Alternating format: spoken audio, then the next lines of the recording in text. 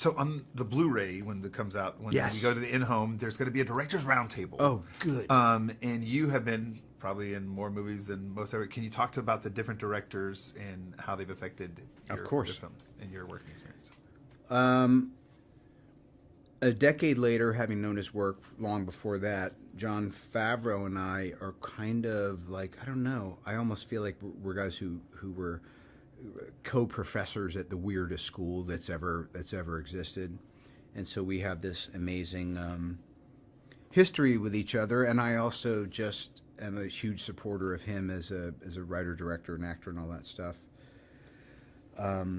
too. And Shane Black basically wrote and directed Kiss Kiss Bang Bang, which was my calling card film to Favreau, to have him say to Marvel, look at him in this film, he looks, everything's going great, look, he's an action guy. And Shane is just a really special individual. Joss was the man for the job to be able to take all of those disparate things and somehow create a new formula, which is exceptional. And I would say that I could not imagine any person, let alone several persons, besides the Russos, for both Civil War, Winter Soldier, in reverse order, and now Infinity War and beyond. It's just something about their disposition and their creative passion that every time the baton gets passed, it's a little bit more complicated to run with. But there's also hidden pleasures in it, and there's secret buttons that do things that you didn't expect that were installed by the previous people. So, you know, all of these directors have kind of built on this. It's like a talking stick, you know, and ultimately they are it's a director's medium. So ultimately the directors are, you know, when all is said and done, responsible for the outcome. There's going to be 2 to 3 minutes of gag reel that'll be on the disc. Good. So no one's seen the film, no one's seen the gag reel, no one's seen anything. Mm-hmm. Can you give us a moment that you think might be on the gag reel from set? Oh my God. Well, anytime Pratt's around. Then again, I say that the standout nonsense player lately has been Hemsworth. And also just the journey that Thor goes on in Infinity War and beyond is, to me, it's just amazing, you know. And he's all that. So always loved the Guardians. You know, any time that I did anything with Rudd, I think that's probably going to play pretty well. If there's ever a chance that Paltrow and I and Favreau happen to be within 100 miles of each other, that always works. It could damn well be anything. And as the Godfather, yes, do you have a go-to must-have Marvel Cinematic Universe film of all the 18, 19 that this is now? Wow. Well, I'm a bit of an Origins guy, so I would say watch the first in any series, because that's really the one where it's like a newborn foal. It's a little shaky on the legs, and then you're like, how is it walking so quick? So yeah, the first of any of them. And to wrap up, last question. We've heard great things over the last day or two about off-set lunches and parties and hosts by Robert Downey Jr. Yeah. How? Tell us a little bit about that. All right, I used to call myself the head of the acting department. Now I was given the name the Godfather, or the Bob Father. I've heard that said too. But now what I am is a very comfortable and lazy event coordinator. That's essentially what I do now. So bar mitzvahs, parties, weddings, after parties, and certainly production lunches. That's something that I special in. Go. All right, so the franchises are all merging into this film. How was that to deal with all those massive Marvel Cinematic Universe people coming down the Guardians' back? all these franchises merging into one was daunting at first, and then once we got there, it was exciting. It was exhilarating. We got to meet people that we have admired since we were very young, and we also got to work along colleagues that we've respected, and now we're side by side, like sharing screen time. And we are working with amazing producers, because Marvel is a great studio that they've mastered the genre of science fiction and action, where they take it very seriously and they don't see it as something that's like, oh, let's just let's take it as far as it's going to go, because it's a genre that shouldn't be taken seriously. They're really serious about it. They hire amazing writers, amazing filmmakers, and then they let us play, and that's great. Get to play? So perfectly well said. Yeah, absolutely. Yeah.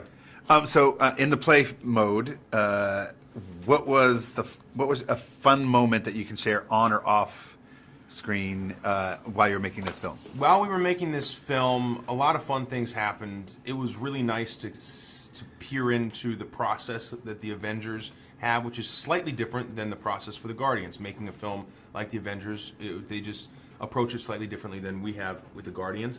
Robert Downey Jr. is an amazing lead, and you could tell that he was really celebrating this film and being with the cast, because he would host these massive lunches at his base camp and invite everybody, and they'd be like roasting a goat, and he'd have like music and props, and he's like really a kind of guy who's a champion for actors on these type of sets. And a movie like this monumental, you can kind of get swept up in the process and end up working so many hours through the course of the day. And Downey's has enough experience and wisdom that he's like, no, we're going to work as many hours. We're going to work 10 hours, and at 10 we're done. And like he makes sure that the actors are really protected and that we're enjoying the process, and that we're like he totally included all of us. It was really nice, and so you definitely, I feel like I learned and leveled up by watching him, because I'm thinking that's how you should do it. If you can, you have the power,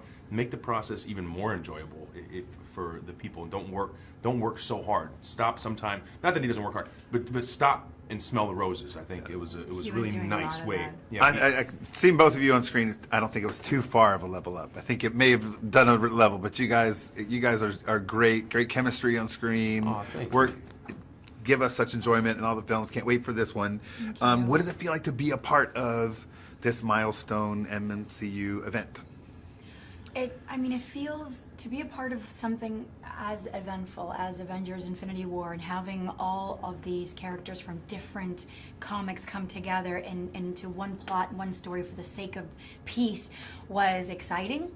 It was a ton of work, but it was fun, and we really got to learn. I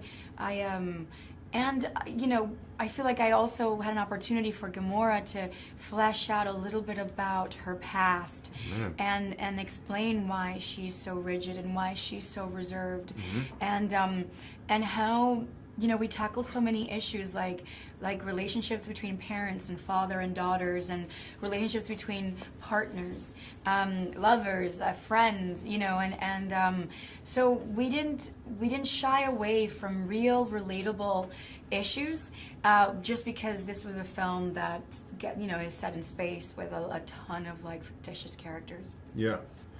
And lastly, for the last thing, I'm being asked for you to sum this experience up in one word. Each of you, one word. I'm going to use no words. I'm going to use 2 emojis. Okay, let's use this one. Okay.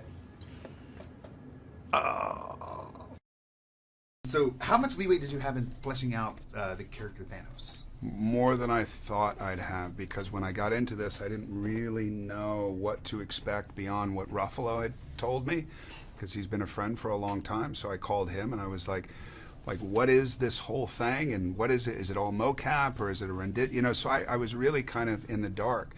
And what it reminded me of was just kind of like a New York City, Lower East Side black box theater. And it was full, it's so left to your own imagination. And then the Russos coming in and having like Godfather references, or Goodfella references and all that. It was great. I just got it. It just got really comfortable for me. And so we were able to riff a little bit. We were able to, I think it developed differently than what we all had imagined in the beginning, them much more than me. And what we came up with was, I think all of our input. And as an actor, such an amazing character, what did you want to bring to the character? I have nothing I ever want to bring. I just want to do justice to the story and to the character. And I know that there's a lot of anticipation around this character, and there's a lot of, is he going to get it right? I don't really feel any of that stuff. Once I get into it, I know things kind of, they become the trajectory of figuring out a character. It kind of has its own life. So I just try and follow that, to whatever's happening day after day. The natural path, right? The natural path.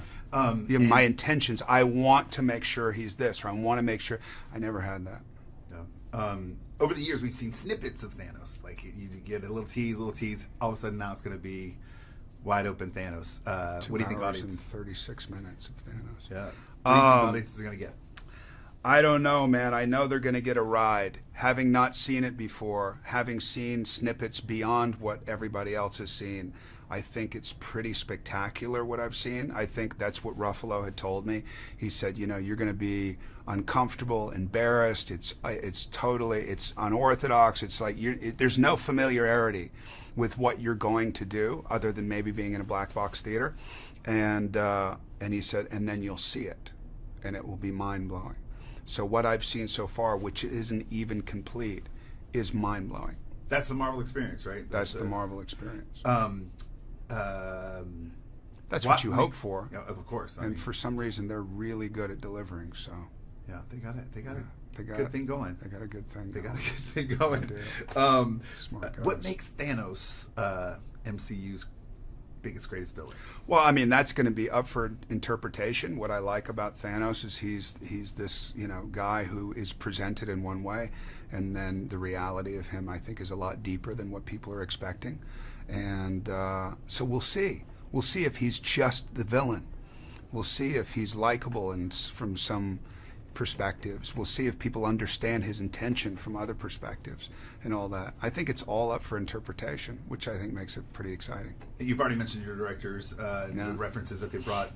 Tell us about the Russos. Oh, man, the Russos were great. For me, having gone, kind of hopping into this and not knowing what to expect, I needed somebody like the Russos because they come from smaller stories. They come from their extreme talent, obviously. They know structure very well. They understand how to get people going individually. So what works for Downey or what works for Hemsworth may not be what works for me. Or maybe it does. I just got it. I don't know if I got it the most, but when they would bring up references, it just snapped me right into this place that worked, at least what I think worked for me. I hope it works in the movie. And in one word, what do you think? Can you give us a one-word description of Infinity Wars? One word, not expletive, but one word? They're asking for one word. Beyond. Good word. Good word. And then lastly, what do you think audiences are going to expect to see in this film? I think they're going to expect an ultimate delivery, and I think they're going to get it.